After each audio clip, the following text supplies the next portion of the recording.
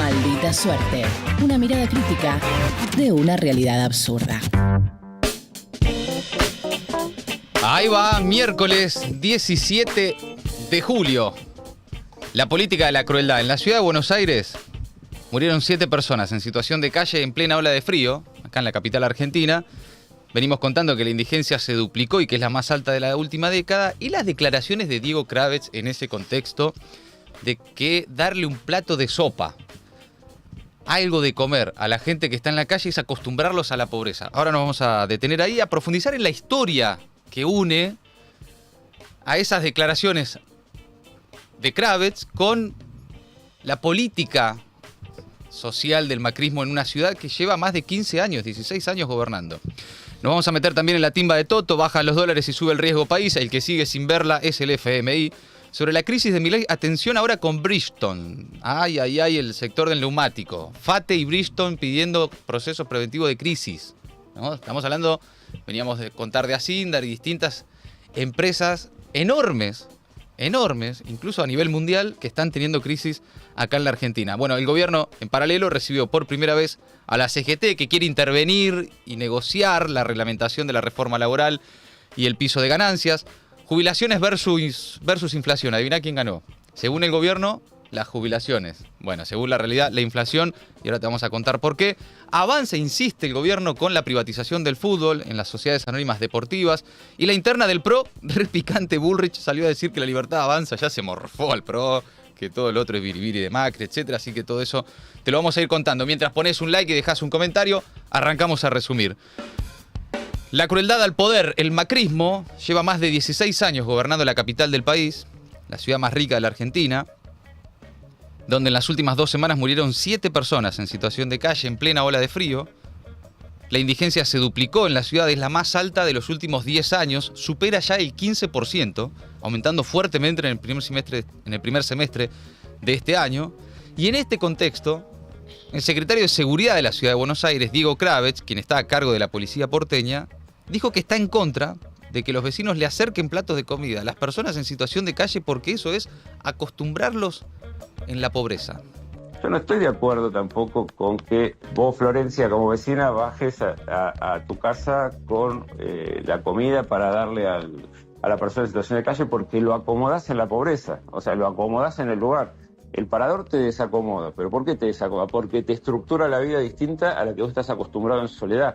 Entonces, si vos lo ayudás a que esté más cómodo en la pobreza y en la marginalidad y en el sin techo, y se te va a quedar, ¿no? Que se te va a quedar estancada en su vida en ese lugar. Entonces, vos te sentís mejor porque le diste un plato de sopa caliente y la persona lo va a valorar, pero no lo vamos a poder sacar de ese circuito que, te aseguro, es no virtuoso.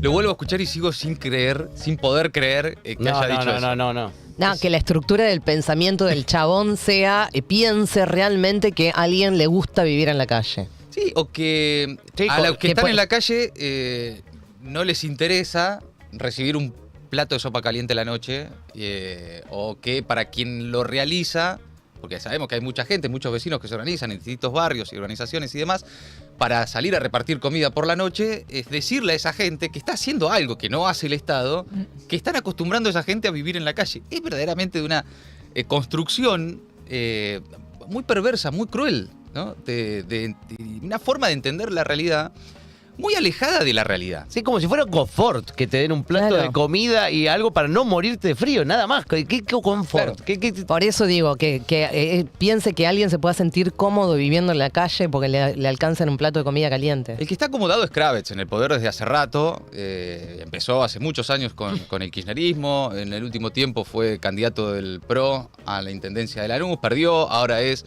jefe de la policía en la Ciudad de Buenos Aires. Hace muchos años que el que está acomodado es él en la política. Pensaba un poco en eso, en el derrotero de Kravetz que apareció en la política con causas sociales, como abogado de empresas recuperadas, de ahí se saltó al kirchnerismo y ahora terminar así diciendo que no hay que darle de comer a la gente que vive en la calle. Ahora, más allá de Kravetz y de estas declaraciones, pongamos en contexto qué está pasando hoy y desde dónde viene esta historia del macrismo en la ciudad con la gente que vive en la calle. Kravetz es el jefe de la policía que, además de decir eso, hostiga de manera sistemática a las personas en situación de calle con un aumento récord de detenciones por la contravención de portación de armas no convencionales en la vía pública sin causa que lo justifique. Portación de armas no convencionales es muchas veces un cuchillo tramontina, un destornillador, un fierro, que muchas veces es incluso o para revolver la basura o para abrir latas o lo que sea para la gente que vive en la calle. Un video que circuló hace unos días muestra esto. Lo publicó la legisladora Victoria Montenegro, muestra uno de los tantos casos de hostigamiento policial a las personas en situación de calle. Este es el operativo que hace el gobierno de la ciudad con la gente que vive en la calle.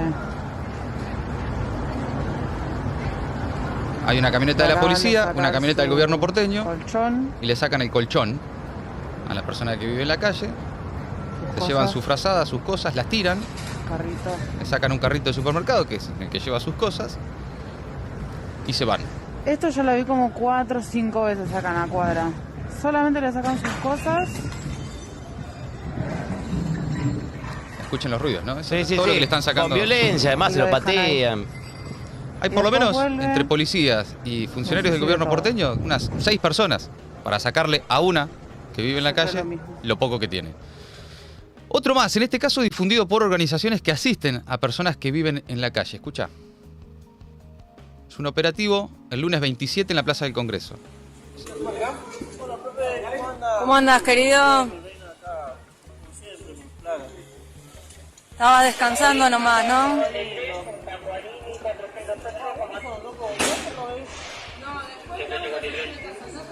En la imagen se ven por lo menos 6 policías porteños tomándole los datos. ¿Qué robe loco? Pregunta. Nada, yo estoy Ana, estabas durmiendo nada más. Y se ven unas 3 Por personas dormir. sobre colchones, recién despertadas, ¿no? En la madrugada. Y un operativo policial descomunal. Mirá, división perro. 11 policías. De la vereda de enfrente, 2 policías con perros. Para 3 personas que viven en situación de calle. Qué locura. Están tirados ahí sobre sus colchones cerca del Congreso, es eso. Y el pibe, uno de los pibes que vive en la calle, dice, debe ser que vienen porque me robaron las zapatillas. Dice. Yo puedo tener casa y puedo tener en la mochila un chumbo. Bueno, esto está pasando y es permanente, ¿eh? Este hostigamiento policial viene siendo denunciado por legisladores, por organizaciones sociales. Es decir, no es solo la declaración de Kraves de no le acerques un plato de sopa porque los acostumbras a la pobreza. En paralelo, la policía que él conduce, la policía del gobierno porteño, hace este tipo de operativos levantando gente que vive en la calle. Mirá, una nota de Celeste del Bianco, muy buena en el diario AR, publicada el domingo, cuenta que en las últimas semanas se incrementó la cantidad de personas en situación de calle que fueron detenidas por la policía porteña, fueron requisadas y trasladadas por portar cuchillos, pequeñas navajas, destornilladores. Finalmente, el Poder Judicial declaró inconstitucional todas esas actuaciones porque no tenían ningún tipo de orden judicial, sino que eran contravenciones por portación de armas no convencionales en la vía pública, sin causa que se justifique para llevártelos en cana a los que están ahí tirados en la calle encontrando un refugio. Según estadísticas oficiales, en los últimos 3 años se registraron 1.181 casos por portación de armas no convencionales en la vía pública, sin causa que lo justifique, pero solo 31 casos se llegó a una condena mínima, leve. Esa es una forma que tiene el gobierno porteño de abordar la problemática social de las personas en situación de calle, llevándoselas en cana por tener destornilladores y cuchillos. La otra forma, como veíamos, era directamente levantarlos y tirar sus pertenencias y que, bueno, y que vean cómo resuelven su vida. Otra forma es mandarlos al borda. Mirá esta nota de Luciana Rosende, contó también el domingo en Tiempo Argentino, que el gobierno porteño avanza con operativos de desplazamientos forzados para la gente que vive y duerme en las veredas, buscando limpiar, entre comillas, el espacio público. En el Borda, el hospital neuropsiquiátrico, denuncian que están estallados frente a internaciones de esta población en las cuales se desconoce el protocolo aplicado. Es decir, no se aplica un protocolo de salud mental, que se encuentran con gente en situación de calle que dicen, bueno, hay una intervención del SAME, hay intervención de especialistas, dicen, corresponde llevarlo a un neuropsiquiátrico. No, los levantan de las calles y los tiran en el Borda. Tengan o no algún problema de salud mental. Y los llevan con patrulleros a un hospital del gobierno porteño en este caso. La semana pasada, legisladores y legisladoras porteñas aprobaron un pedido de informes para que el gobierno porteño dé detalles de la asistencia que reciben las familias con vulnerabilidad habitacional y qué tipos y cuántos subsidios se están entregando. Bueno, en ese contexto sabíamos ya de entre 5 y 6 muertes en situación de calle. Una mujer trans, migrante, de origen ecuatoriano, trabajadora sexual, que se encontraba en situación de calle, murió de frío, según denunció la Secretaría General del Sindicato de Trabajadoras Sexuales de Argentina, AMAR, que está ahí con la referencia de Georgina Orellano, y es la 7ª muerte en situación de calle en los últimos 2 semanas, 10 días. Una compañera trans murió en la calle víctima de la falta de políticas sociales, comunicó Orellano en sus redes sociales. Murió de frío frente a un Estado ausente y una sociedad que normaliza la violencia institucional contra los más pobres. Murió en la plaza frente al Hospital Muñiz y dentro de sus pocas pertenencias tenía un turno a la espera de asistencia habitacional de un hogar que nunca llegó. Cuenta que será velada en el espacio comunitario Casa Roja de AMAR, casa que desborda de demandas habitacionales y denuncias de violencia institucional, donde nos encontramos con cada vez más situaciones de compañeras que deben dormir en los bancos de una plaza, en las ranchadas y en las entradas de edificios por no tener para pagar una habitación de un hotel y un nulo acceso a la vivienda, cuenta Georgina Orellano en su cuenta de Twitter. Cuenta también que alquilar hoy una habitación por día, por ejemplo, en un hotel de Barrio de Constitución, cuesta entre 19.000 y 22.000 pesos por día, ¿eh? Los alquileres mensuales van de 170 a 250.000 y las condiciones que ofrecen muchos de estos inmuebles además son de hacinamiento, sumamente precarios, insalubres, ¿no? Sí, compartir claro. Habitaciones. Porque ya ni siquiera baño para estamos hablando muchos. de alquileres, ¿no? Ya ni siquiera estamos hablando de alquilar un departamento, un monoambiente. No, que- estamos hablando de viviendas tipo pensiones. Exacto.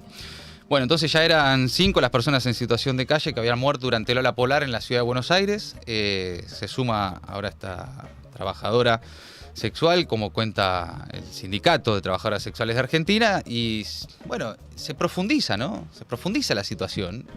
Y frente a eso, más crueldad, ¿no? El relato que baja, y eso que escuchábamos de Kravets, es no hagas nada con esto. No solo nosotros, gobierno porteño, no vamos a hacer nada, o todo lo que vamos a hacer es llevarlos en cano, tirarlos en el borda, sino que vos no tenés que hacer nada.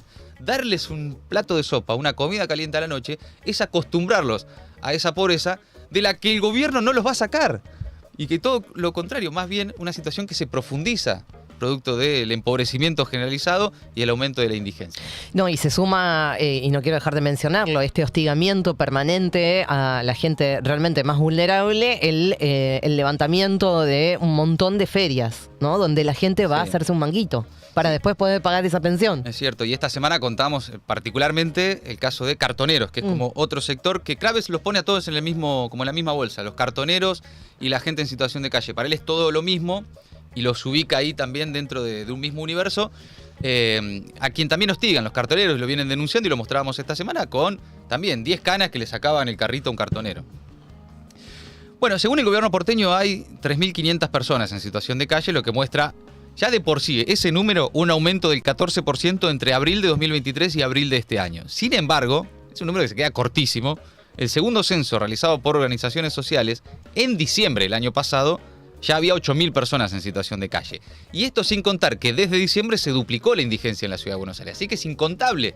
Y esto lo venimos diciendo, es un tema que a nosotros especialmente nos preocupa y lo venimos poniendo cada vez que podemos en nuestra agenda porque es notable que en la ciudad más rica del país se observa una explosión, un estallido, una implosión social. No hay un estallido social, hay una implosión social y se ve en las calles. El nivel de indigencia en la ciudad de Buenos Aires es el más alto de la última década. Según datos oficiales del gobierno porteño, más del 15% de la población del distrito no gana lo suficiente para cubrir sus necesidades alimentarias básicas. Esto en un marco en el que el gobierno nacional dejó de distribuir alimentos en los comedores y que además también, como contábamos ayer, tiene miles de frazadas guardadas en galpones sin repartir en plena ola polar. Bueno, las declaraciones de Kravets, el hostigamiento policial, las ya por lo menos 6, 7 muertes en las últimas 2 semanas, no son aisladas de otras declaraciones del macrismo en la ciudad. Inolvidable las publicaciones de Jorge Macri en su cuenta de Instagram, Sí. con una sucesión de imágenes que mostraban el antes y después de las esquinas y bancos de plaza, antes con una persona durmiendo, después sin la persona durmiendo, ¿no? Es una especie de limpieza del espacio público, limpieza de gente. Quitar los pobres de la vista es la limpieza del espacio público del gobierno porteño. Pero también recordemos las declaraciones de Jorge Macri en campaña el año pasado, sobre los cajeros automáticos que se transformaron en monoambientes de la gente que no tiene dónde dormir. Escucha. No la puede obligar. No la puedo obligar, pero tampoco puedo aceptar que sean dueños del espacio público. Hoy los cajeros automáticos se han transformado en el monoambiente de algunos, claro. Se apropian de algunos sectores de la ciudad. Creo que tenemos, y ya lo estamos haciendo, que levantar un poco la vara y recuperar ese afuera para el vecino. Porque tal vez no te pase nada, pero mucha gente se siente insegura frente a esa realidad. A veces son agresivos verbalmente. Sí. Monoambientes, le dice a los cajeros automáticos. Sí. Es de un nivel de crueldad total. Y nuevamente estigmatizarlos, digamos, diciendo que esos son los que generan inseguridad, que son violentos, que en algún caso puede llegar a pasar, pero no es la generalidad de los casos. Y además eso hace que la gente tenga una posición hostil frente al que vive en la calle. Pero además, si vos me decís, bueno, la alternativa, tienen ese discurso, pero la alternativa es de contención. Sí, así, bueno, te levanto, te llevo un refugio, te doy un baño. Es sacarlos, ¿no? Meterlos en cana, quitarles sus pertenencias. Bueno, ahora, la historia del PRO y los Macri con las personas en situación de calle no es nueva. Para los que por ahí no recuerdan aquella etapa, en octubre de 2008, el entonces jefe de gobierno, Mauricio Macri, creó por decreto la UCEP, que era la Unidad de Control del Espacio Público. El control del espacio público era básicamente sacar indigentes de la calle. En ese momento, publicado en el boletín oficial, decía que lo que buscaba era mantener el espacio público libre de usurpadores por vía de la persuasión y la difusión de la normativa vigente y las sanciones correspondientes. Que era básicamente, terminó siendo una patota integrada por barra bravas. Se comprobó luego que eran barras de Boca y barras de Nueva Chicago, que se encargaban de amenazar, intimidar, golpear a las personas en situación de calle, quitarles sus pertenencias, las cargaban en un camión de basura y se las llevaban, desplazándolo de los lugares en donde vivían. Limpiar el espacio público de pobres, quitarlos de la vista, que no molesten. Esa era, en aquel entonces y hoy, la política del macrismo con las personas en situación de calle en la ciudad. Macri por eso terminó procesado y luego, como siempre, como con cada causa, sobreseído. Por esos hechos, la justicia recibió en aquel entonces decenas de denuncias que generó ahí imputaciones, tanto a los integrantes de la UCEP como a los funcionarios responsables de su funcionamiento. La causa por los delitos de lesiones, amenazas, coacción agravada, incumplimiento de los deberes funcionarios públicos, aún no tiene condenados. En 2017 incluso, ya siendo Macri presidente de la República, fue sobreseído por la Corte Suprema, en este caso de los desalojos violentos de espacios públicos, una línea de conducta, y ni me voy, para no forzarlo, a la etapa de Cacciatore y la limpieza de las villas porteñas, bueno, ¿no? Claro. Pero hay un patrón. Hay un germen. Hay una línea de conducta en la capital federal con las personas, con los pobres, ¿no? Esto es odio a los pobres, no se puede entender de otra forma. Y es la crueldad al poder. Cambiamos de tema, pasamos a la timba de Toto. El dólar blue volvió a bajar, cerró a 1.405, cede casi 100 pesos en 2 ruedas. Los dólares financieros también cotizaron a la baja, quedaron en la zona de los 1.300, todo previsible.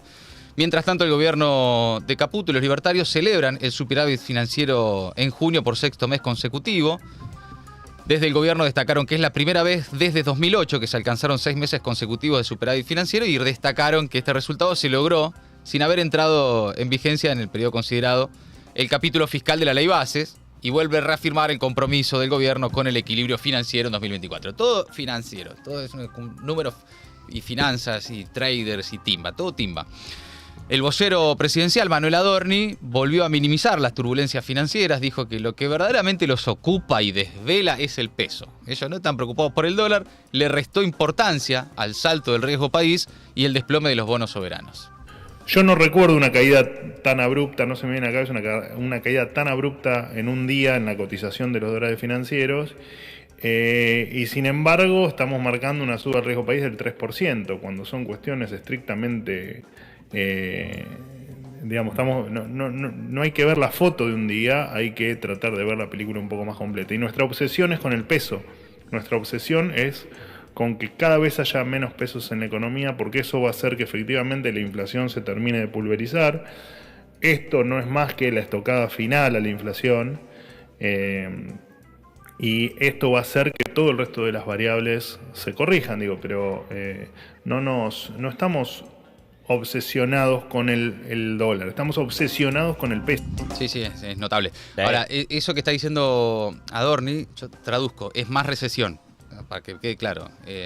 Podrán, como dice él, poner la estocada final a la inflación, y veremos, pero es más recesión.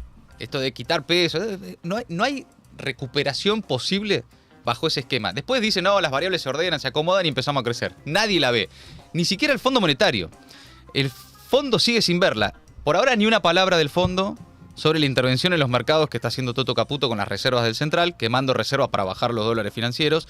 Pero sí habló con los números al pronosticar una caída aún mayor de la economía para 2024. El organismo actualizó las perspectivas económicas globales y recortó sus expectativas de contracción del PBI. El fondo había dicho hace poco, en abril, que la economía, que el PBI en la Argentina iba a caer 2,8. Actualizó y dice, no, en realidad va a caer 3,5. Ah, bueno. Y antes ya había actualizado. O sea, el fondo le viene diciendo al gobierno, esto es más recesión, aún más recesión, y la caída de la actividad económica va a ser aún mayor. El fondo sí destaca que la inflación ha bajado significativamente, considera que por primera vez en mucho tiempo ha logrado un presupuesto equilibrado. En términos de equilibrio fiscal están en sintonía, pero advierte que el gobierno tiene frenadas las tarifas de servicios y que pronostica que se profundizará la recesión durante este año en la Argentina. El fondo no la ve.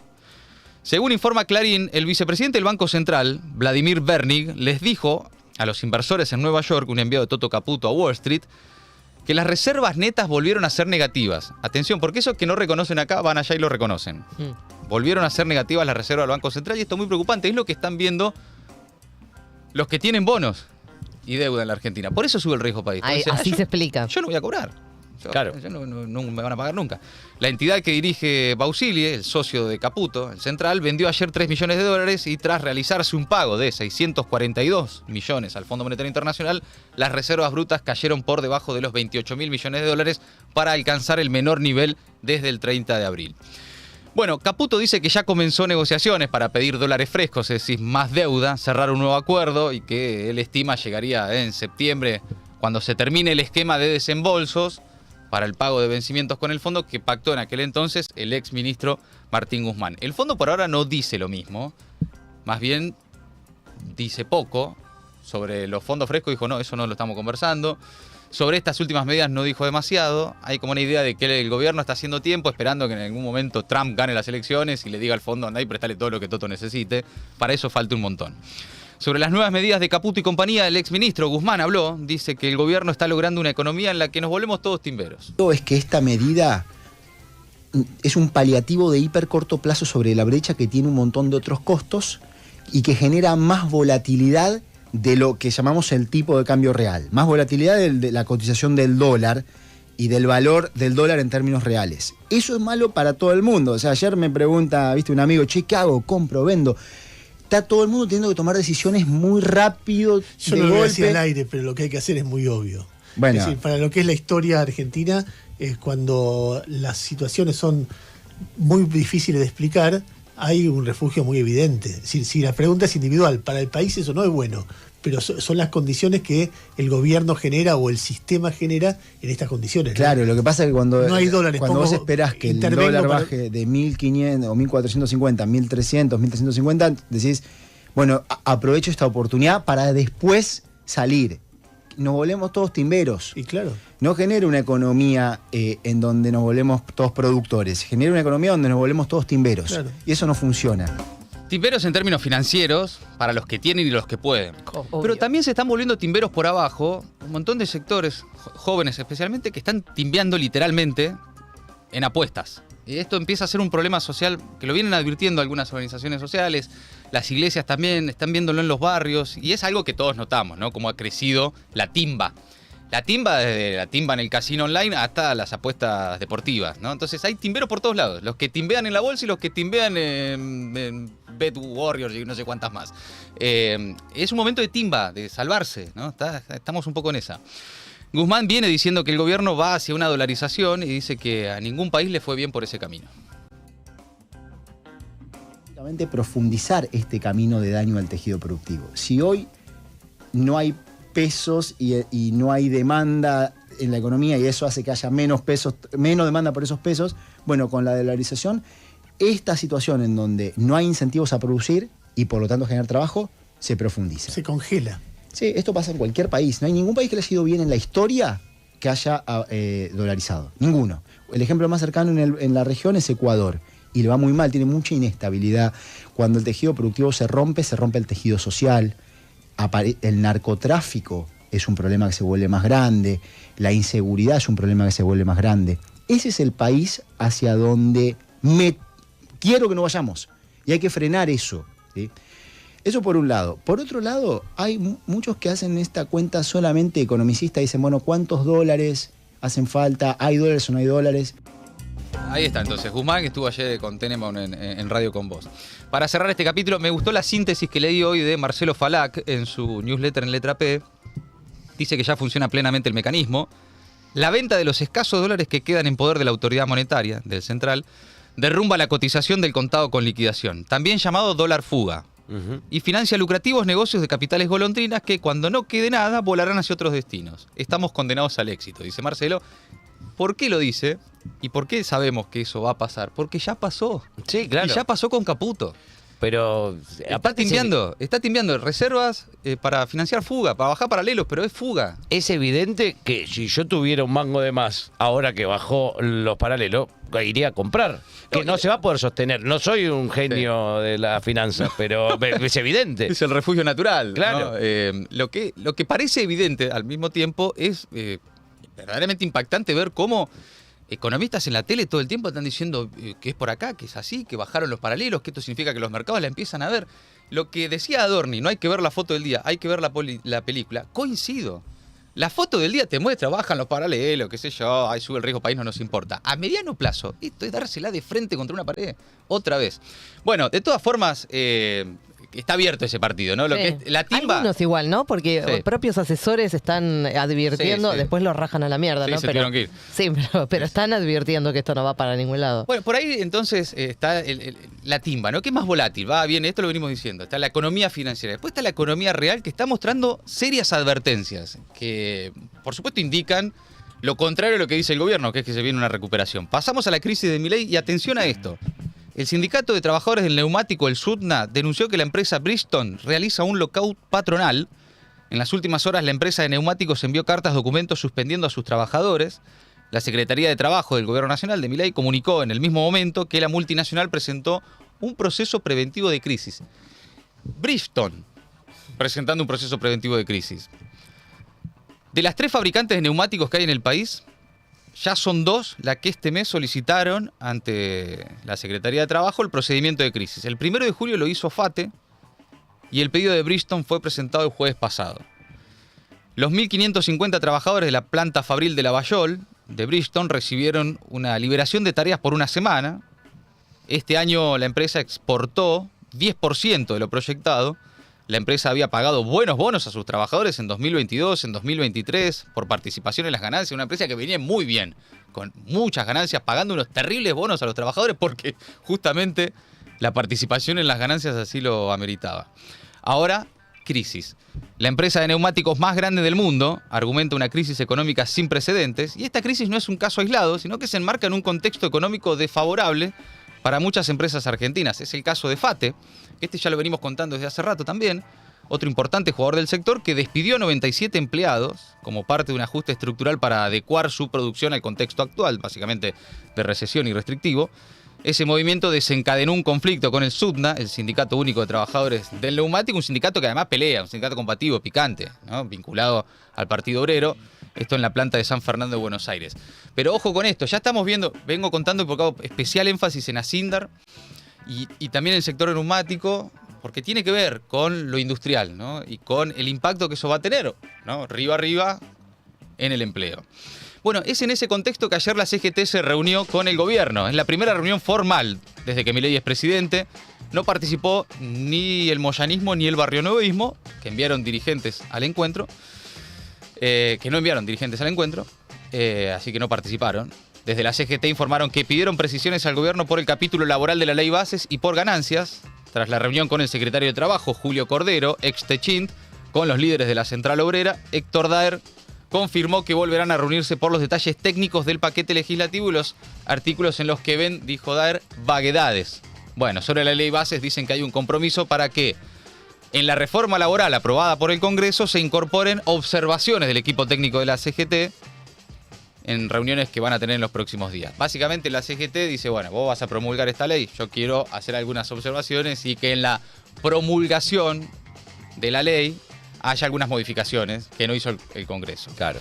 Intervenir ahí y también intervenir en el tema ganancias. Desde la CGT informaron también que le pidieron al gobierno que retire la apelación que hizo hace un tiempo contra la sentencia judicial que frenó el apartado laboral del DNU 7023. ¿Se acuerdan? Bueno, ese DNU que permanece vigente, salvo algunos aspectos, como el laboral, fue apelado por el gobierno, por el Procurador General, ante la Corte Suprema, y la CGT le dice, che, quitame esa apelación, esto ya está, la ganamos. Esta la ganamos la justicia.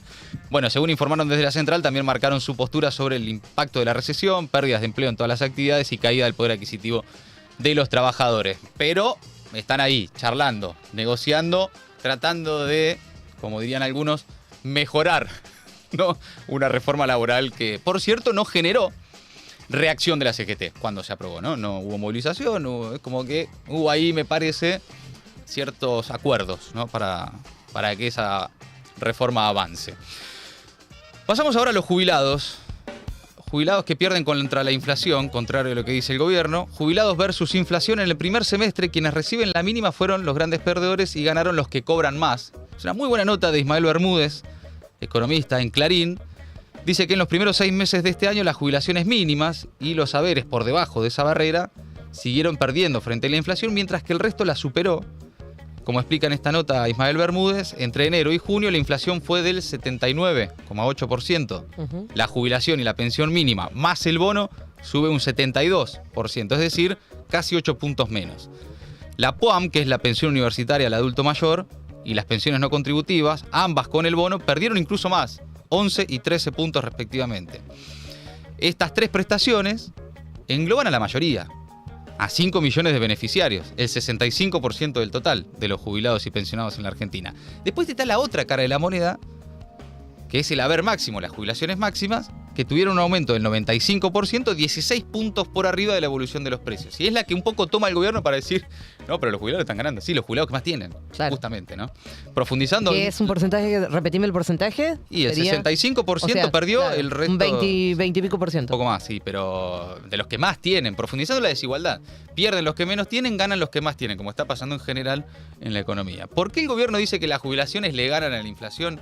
Caputo toma como base, cuenta Ismael Bermúdez, noviembre de 2023, adjudicándole al gobierno de Milei el aumento de diciembre, cuando el aumento de ese mes fue del 20,87%, pero que en realidad correspondía a la fórmula de movilidad jubilatoria del gobierno anterior. Claro. Y el aumento del bono que se empezó a pagar desde los primeros días de diciembre, que había establecido el gobierno anterior. Caputo lo mete eso dentro del gobierno de Milei para sacar la cuenta de que empataron o no perdieron los jubilados con la inflación. Bueno, de todas formas, el gobierno aumentó los haberes jubilatorios 12,5% desde abril como compensación por enero frente a una inflación que fue del 20%. Y ahí están esos 8 puntos que en diputados se votó para que se reconozca por enero el pleno de la inflación. Es decir, en vez de ajustar a los jubilados, que es de lo que se pasa especialmente, donde se sustenta especialmente el equilibrio fiscal por el que se abrazan Milei y Caputo, bueno, más algunos cambios y más, debe ser tratado en el Senado. Y ahí están viendo si en el Senado avanzan o no con la recomposición de esos puntos que perdieron las jubilaciones en el comienzo del año. Y si se convierte en ley, ya el presidente dijo que las va a vetar. A los degenerados fiscales del Congreso, si aprueban esa ley, dijo que la iba a vetar. Bueno, pero fíjense también, ¿no? Una vez más, yo sé que son muchas noticias y que son todas malas, pero cómo la realidad se empecina en contradecir, en contrastar el discurso oficial. Es muy notable cómo los datos oficiales contrastan el relato del vamos ganando permanente de Milei y Caputo. Bueno, en este marco y con la Argentina campeón de América nuevamente, y como veníamos contando desde el lunes, el gobierno profundiza y va a fondo en la pelea contra la AFA, dio un paso clave en la habilitación de las sociedades anónimas deportivas, la privatización del fútbol. A través de una resolución publicada ayer en el Boletín Oficial, la Inspección General de Justicia habilitó a las asociaciones civiles a transformarse en sociedades anónimas a partir del 1 de noviembre próximo. Es un paso legal previo a que el gobierno publique, se supone que en las próximas horas, en los próximos días, el decreto de Sturzenegger de reglamentación de las SAD, y que se publicaría esta semana y que lo vienen ahí medio pateando y demás, pero que está al caer. A ver, la conversión a partir de esa fecha, a partir de noviembre, no es obligatoria ni automática para los clubes, sino que deberá ser sometida a una votación de los socios en cada uno de los clubes si se recibieran, en caso de que se recibieran, propuestas de incorporación de capitales privados. Todo muy Luna de Avellaneda, ¿no? Si se acuerdan la película. Con una mayoría especial, ¿no? Claro. Del 75% es un montón también. Exacto. Lo que lo hace bastante inviable. Con los socios votando ahí, si Sí, aceptan sí, o no, sí, capitales sí. privados, etcétera. Si se opusieran, los clubes conservan el actual funcionamiento y siguen siendo propiedad de los socios como es hasta ahora. Bueno, la semana pasada el gobierno reflotó esta pelea. Con la AFA avanzó con la privatización de los clubes, que es un viejo anhelo de un sector del oficialismo, de empresarios afines, incluso de Macri. Es un viejo sueño de Macri, que no lo pudo lograr como presidente, pero que no solo Macri. Porque muchos interpretaban esto es un gesto a Macri. No, acá está también Scioli, ¿eh? Sí, claro. Acá está también Scioli impulsando fuertemente, como funcionario, la privatización del fútbol. Bueno, salió a contestar la AFA a través del tesorero y presidente de la Liga Santiagueña, Pablo Tobigiano, que se opuso en su cuenta de Twitter, diciendo ¿por qué no informan el fracaso mundial que significa para las entidades deportivas? Viven una fantasía constante. No hay dólares en las SAD, solo pobreza y miseria, es lo que dicen como primera respuesta de la AFA, y remarcó que no pasó nada, que la AFA sostiene su estatuto que impide la SAD y la medida judicial federal vigente. Por cierto, la AFA, cuando todo esto empezaba a discutirse el año pasado, ¿se acuerdan que salieron todos los clubes a decir no a la SAD, no a la SAD? La AFA votó por estatuto que, por ejemplo, si un club quiere participar de una liga de AFA, no puede ser privado. Entonces vos podés ir de repente en algún club a votar el ingreso de capitales privados. Supongamos que los socios dicen sí, dale, fantástico, no podés participar de torneos de AFA. Automáticamente a ese club le dan de baja en la AFA. No ¿Es puede, así? no puede competir en no AFA. puede competir en ningún torneo bajo el paraguas de la AFA. Salvo que el gobierno quiera hacer una liga paralela para los clubes privados, pero ahí ya tenés que pelearte no solo con la AFA, sino con la FIFA, y ahí ya empieza a ser un problema, porque además la Argentina justo en este momento, claro. Yo no creo que se quiera que sea la FIFA, ponele, pelearse con la AFA, el campeón del mundo, que es como un momento sensible. No parece ser el momento. Está bueno, ahora indicado. lo entiendo. O sea, por eso es la importancia de que la AFA salga a decir nosotros no vamos a modificar el estatuto. Exactamente. El que sale o sea, el que ingresa a una sociedad anónima deja de pertenecer a la AFA. Exacto. Por lo menos de poder competir de torneos oficiales de AFA. Bueno, ayer en conferencia de prensa esto fue espectacular. El ministro de Justicia, Mariano Cunio Libarona, quiso dar ejemplos de clubes que son sociedades anónimas exitosas. Excelente. Y mencionó dos que son asociaciones civiles. Sí. El Real Madrid y el Barcelona son de sus socios. Está bien, son clubes impresionantes, extraordinarios. Como dirían algunos libertarios, parecen privados, pero no, son asociaciones civiles. También mencionó al Bayern Múnich, que tiene un formato mixto con una mayoría de asociados. Pero escuchá lo que dijo Libarona. En el mundo, todos los clubes son sociedades con capitales privados. Y fíjense los casos que me vinieron recién a la cabeza. El club que más plata maneja es el Bayern Múnich, porque los dueños son Adidas, una empresa de seguros, Allianz, 450 millones de presupuesto anual. Segundo, Real Madrid, 400 millones de pesos, de dólares, euros anuales. Tercero, el Barcelona. Cuarto, el PSG. Y todos los clubes sigo con capitales privados. Todos los clubes importantes. Y esos clubes han crecido enormemente. Bueno, pues no. Sí. El Bayern Múnich tiene el 75% de propiedad de los socios, digamos, y hay un 25% de capitales privados. El Real Madrid, 100% de los socios. El Barcelona, 100% de los socios. El PSG, 100% de capitales privados, pero que no gana nada tampoco. O sea, Sí, claro. Es un ejemplo de éxito. Entre los tres primeros tienen más de 20 Champions League y PSG no ganó nunca. No se le dio, la verdad que en la última etapa tenía a Messi, Mbappé, todo bien, pero no se pudo. Es el problema de la frialdad del Assad, ¿no? Pero También. es que te venden los clubes privados exitosos como garantía de éxito y no lo son. Manchester City es un club privado, es el mismo dueño del PSG, capitales árabes y qué sé yo, pero es uno el City, al que le va así, verdaderamente así. Después hay otro montón de clubes privados, también en Europa, que son un fracaso. Bueno, justo ayer escuchaba de un caso, bueno, hablando de todo esto, que contaban el caso de Bordeaux, en Francia, que es un club gerenciado, que el gerenciador se retiró porque ya no era más negocio. Buscaron otro comprador, parece que el comprador se bajó también, y si no consiguen un comprador para la semana que viene del club, lo bajan a tercera división. Eso es lo que le pasa con los clubes cuando es un capital privado. Claro, dejan tierra arrasada. Después le preguntaban a Cunio Libarona, che, pero el fútbol argentino, a juzgar por los últimos resultados, parece bastante exitoso. Él dijo, bueno, sí, pero si avanza la SAD vamos a ser supercampeones. Vamos a ser super mejores siempre. Claro, campeones del universo, no del mundo, del universo, de la galaxia. Si así nos va sin ser privados. Claro, imagínate una vez que tengamos capitales privados. Es espectacular. Pum para arriba. Por cierto, ¿por qué habla Cunio Libarona? Bueno, por el ministro de Justicia, todo esto se hace a través de la IGJ, la Inspección General de Justicia, y porque además integra la comisión directiva de Racing. Es un tipo vinculado al fútbol, fue candidato a presidente de Racing, participó de la redacción del estatuto de la Academia de Racing, que prohíbe la SAD. No. Él dice, yo no tuve nada que ver ahí, yo estoy en la parte de educación de Racing. No estoy, escúchame, sos dirigente del club que prohíbe la SAD y vos como ministro de Justicia avanzás en la SAD. Bueno. Ahora estamos con esto porque está bien. De todas formas, hay que blanquear que hay muchos clubes que también tienen, digamos, como una especie de gerenciamiento medio encubierto. Talleres, por ejemplo, que fue el único club que cuando la AFA votó el no a la SAD, no participó. Talleres es un empresario, dueño, capitales mexicanos, qué sé yo, pero sigue siendo un club. Por ahora, ¿no? Hay experiencia de gerenciamiento. De hecho, Racing la tuvo con Fernando Marín, un socio de Macri, que con Macri, cuando Macri era presidente, también intentó avanzar en la privatización del fútbol. Terminó para la mierda también. Terminan todas medias como el culo, sí. Sí, también hubo un efímero de Argentinos Juniors que lo compró Torneos y Competencias y llegó a jugar Argentinos Juniors a Mendoza. Imagínate los hinchas de Argentinos Juniors, los socios. Sí, claro.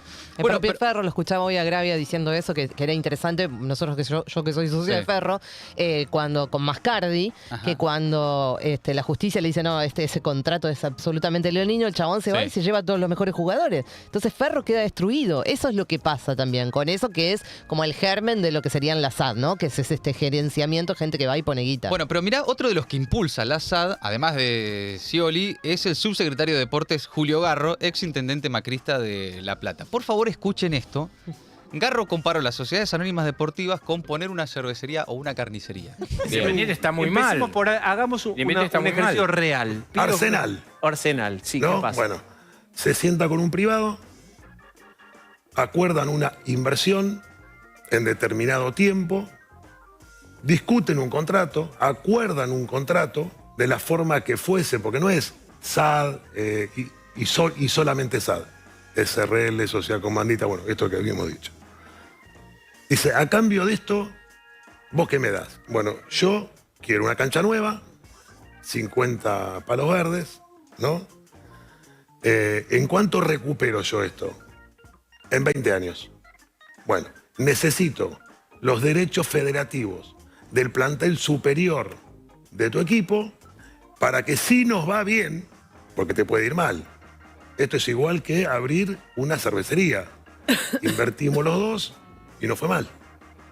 No, porque muchas veces uno escucha por el lado, pero tal club fue privado y se fundió. La carnicería da vuelta de casa cerró porque le fue mal. Igual no es raro comparar un club con una carnicería. No, bueno, pero lo que digo es un ejemplo.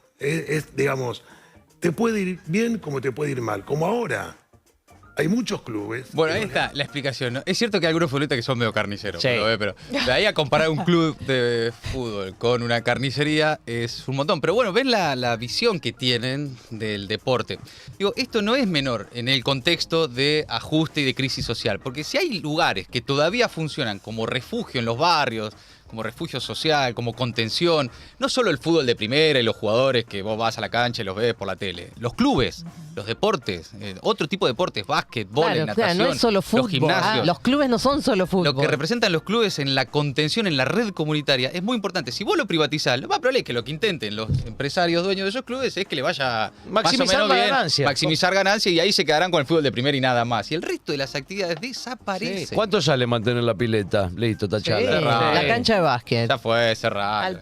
Y así con todo. Por lo tanto, es parte del contexto de crisis social. No es ajeno, no es una medida distractiva, no es algo para que no se hable de otra cosa. Es central en parte de la misma estrategia general de avanzar y de creer también que todo lo privado es mejor, por cierto, ¿no? Hay una discusión ahí ya más conceptual y cultural. Y también cómo se muerde la cola con lo que hablabas al principio, ¿no? La Sí, pobreza, claro. cómo se aborda la pobreza, Todo. la contención, cómo crece la pobreza y se elimina toda posibilidad de contención, ¿no? Bueno, ahí está entonces lo que está pasando en la Argentina. Pasamos ahora con la francesa a tratar de entender algo de lo que sucede mientras tanto en Gaza. Sí, hablando de política de la crueldad, Gaza que está perdiendo mucha fuerza en los medios de comunicación, Es verdad. pero no en el terreno. Información de este miércoles, el grupo islamista Hamas aceptó una invitación del gobierno de China, el gobierno de Xi Jinping, para reunirse en Pekín con otras facciones palestinas. El encuentro va a ser este fin de semana, el domingo y el lunes. Objetivo, discutir la posguerra. Bueno, aunque el futuro posguerra, hay que decirlo, se plantea como un horizonte, por ahora al menos, muy lejano, ¿no? Casi inalcanzable. De hecho, en las últimas horas, el primer ministro israelí, Benjamín Netanyahu, en un acto conmemorativo, dijo: este es exactamente el momento de aumentar aún más la presión, traer a casa a todos los rehenes vivos y muertos y lograr todos los objetivos de la guerra. Objetivo principal de esa guerra siendo, le recuerdo, la eliminación de Hamas, ¿no? Según el gobierno israelí, el gobierno de Benjamín Netanyahu. Bueno, hablando de guerra permanente, los bombardeos israelíes contra escuelas gazatíes se convirtieron en un hecho cotidiano. Es lo que acaba de denunciar también este miércoles Philippe Lazzarini, el jefe de la Agencia de las Naciones Unidas para los Refugiados Palestinos, que es el enemigo absoluto del gobierno de Benjamín Netanyahu. Al menos 8 escuelas fueron afectadas en los últimos 10 días, de las cuales 6 eran centros administrados por justamente la agencia de la ONU. Brutal, ¿eh? Brutal. Escuelas que acogen, hay que decirlo en este momento, a decenas de miles de refugiados, de desplazados, ¿no?